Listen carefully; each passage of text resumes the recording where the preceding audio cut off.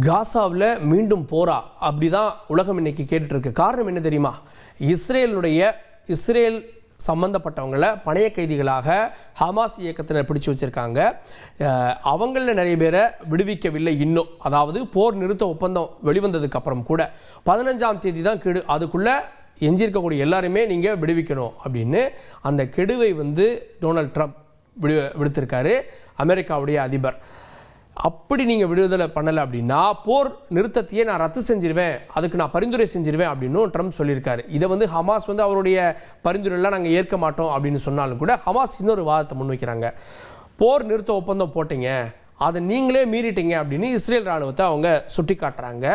இந்த ஒரு சூழல் இப்படி இருக்கப்போ இப்போதான் காசா பகுதிக்குள்ளே நிறைய நிவாரணப் பொருட்கள் வந்துட்டுருக்கு.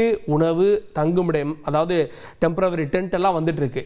திரும்ப போர் வந்துருமோ அப்படின்ற அச்சத்தில் எகிப்திலிருந்து வந்த நிவாரணப் பொருட்கள் திரும்ப ரஃபா எல்லையிலிருந்து கொண்டு வரப்பட்டிருக்கிறது. அதனால் மீண்டும் போர் பதற்றம் அங்கே தொற்று கொண்டிருக்கிறது. செய்திகளை உடனுக்குடன் தெரிந்து கொள்ள உடனே சப்ஸ்கிரைப் பண்ணுங்க.